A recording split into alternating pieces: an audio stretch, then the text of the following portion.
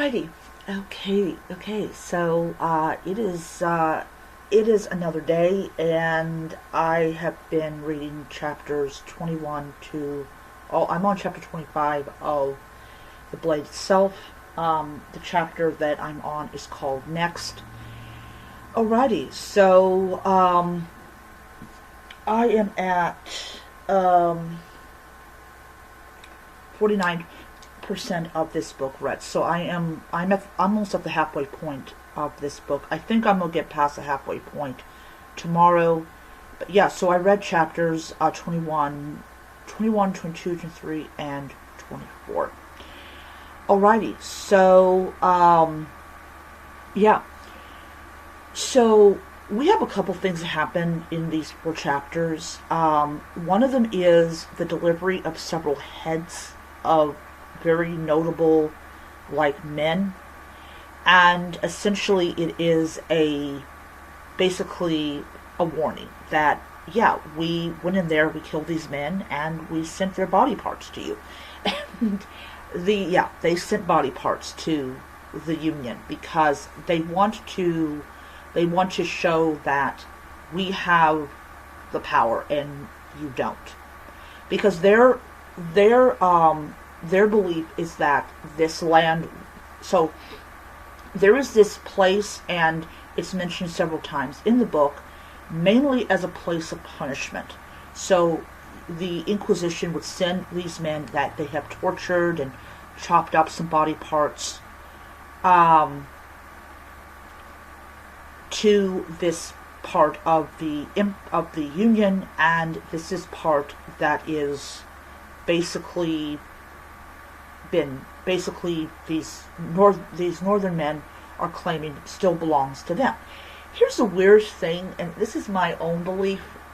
My own belief is, if you got hundreds and hundreds of people that are slaving away in the mines, and then you got people that come in that didn't send you to those mines, who do you think you're going to side with?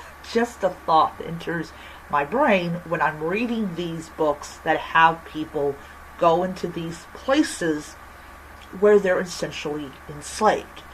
It is very apparent in The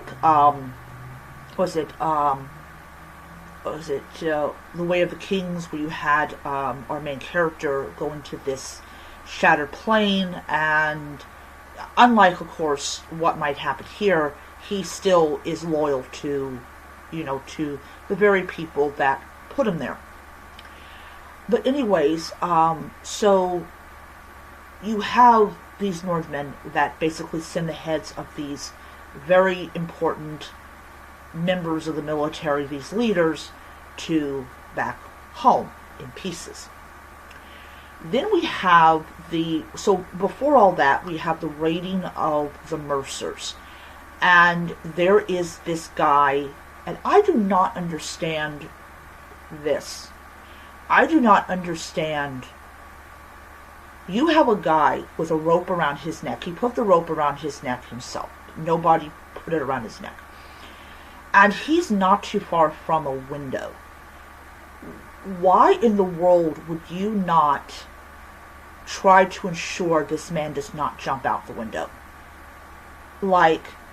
Either he's really super fast, or you're just really super slow. And in this case, most likely, you were super slow. He hangs himself. He jumps out the window and he hangs himself. So instead of ensuring that he could not possibly do this, you act all cocky and oh yeah, I'm the big bad member of the Inquisition. There is no way in the world that you could possibly elude me. Well, death came and he eluded you. So yeah, Gotha is very full of himself. Just the impression that I get from this character. He is so full of himself, it's not even funny. And this is, I did not pick it up. I did not pick up how full of himself he is when I first read the book, because I was reading it on the Kindle, and my eyes were not on the text. It was on other things. So he hangs himself. And he basically tells them that we don't own anything. We do not own anything. The bankers own it. So what happens now? what happens now. I mean, if the bankers are the ones that have all of this power and the Mercers basically had none, what exactly is the bankers going to do to these people? They're like, well, since we can't make any money off of, this, we might, like, I don't know, pull our money out.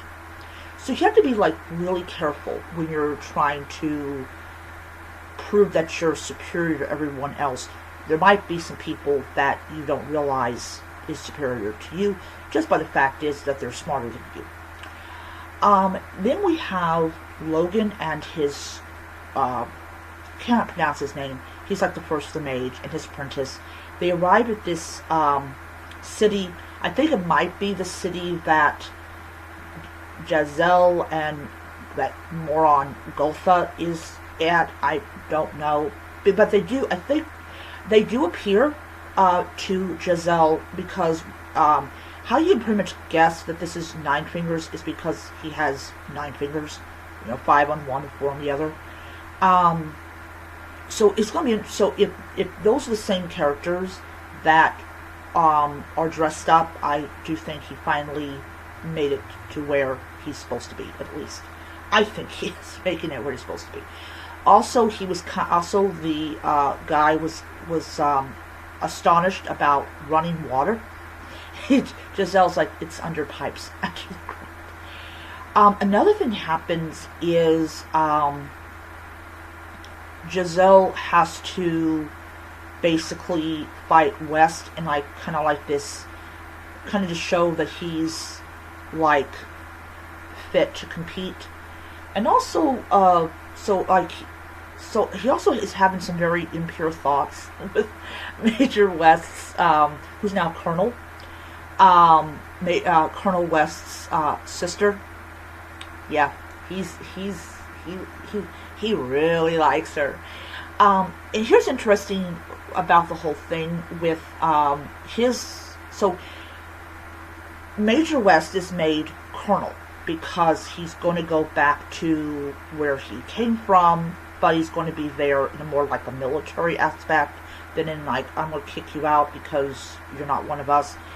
And Jezzael is having these really kind of nasty thought about like, basically like, how dare they make West a colonel? He has better blood and all that. And it kind of really shows like how much they think of themselves, these nobles, these people with supposedly good blood. And he's upset. He's not liking this. Like, why is he a colonel? Well, the clear answer is because West will listen to orders, and that is what his superior officer is like. I don't want people with better blood. I want people that will do what they're told, and that is something that is definitely important when we're talking about military. You have to have people that will follow orders, and even West is like, they're not going to listen to me. I don't have the right kind of blood. And his superior officer's like, I don't care. This is what I want you to do. I don't care about blood. I care about if they're going to follow orders. And yeah, it's, you have a couple times in history where people that think they're better than their superior officers don't listen to what their superior officers tell them because they're supposedly superior to them. But yeah, so we're going to see how this plays out. So tomorrow I'm going to attempt to read 25 to 30. I don't know if I'm going to succeed. But what I'll actually do is, whatever chapters that I do happen to read, I'll just go ahead and do a video, because I really don't want to lose what I have read and remember and everything. But, yeah. Alright. Hi, folks. Alrighty, so guess what? It's a new day. New day. Oh man, so I am officially 62% of this book read. I am very happy with it. So this is The Blade Itself by Joe Abercrombie. And so I read chapters 25 all the way to 30. I'm on chapter 31. I have about 15 more chapters to go. I am very happy about that.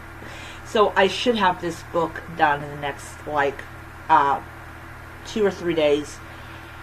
Alrighty, so we encounter our first monster or creature that, I mean, yeah, we have the flat nose and they're kind of scary, but the creature that Nine Fingers encounters takes the form of his dead wife and causes trouble.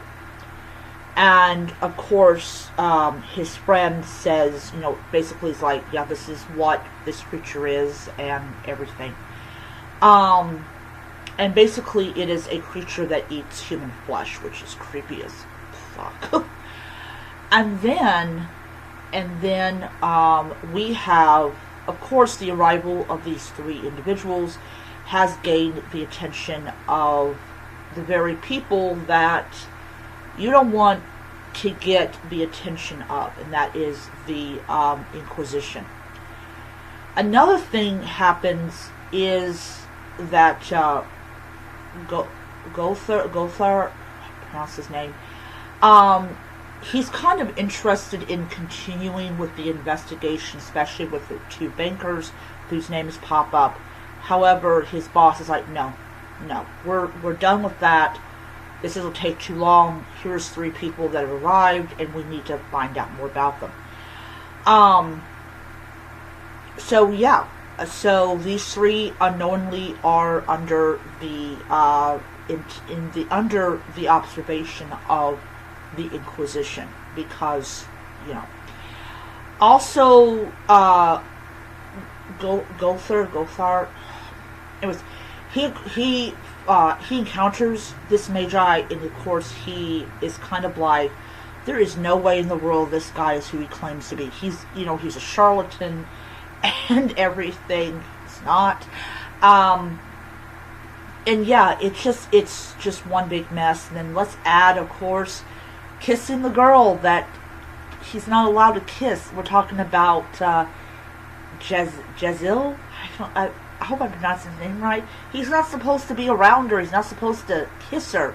Yet he freaking kisses her. And yeah, wait till the brother finds out. Like, why can't he listen? Why can't he listen?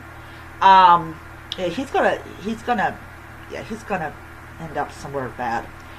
And then, of course, we have more of the female that escaped, and yeah, and also we find out that there's a new king of the north, and he personally knows Logan Nine Fingers. Yeah. Anyways, I'm reading these 6 chapters, and I'm like, dang, I'm glad I come in at 7:30. Because I would not have gotten 6 chapters done if I had to come in at 4 o'clock and everything. But anyways, 15 more chapters to go. 15 more chapters to go. And I'm going to see if I can get 31 all the way to 34 read. If I can, I'll do another video.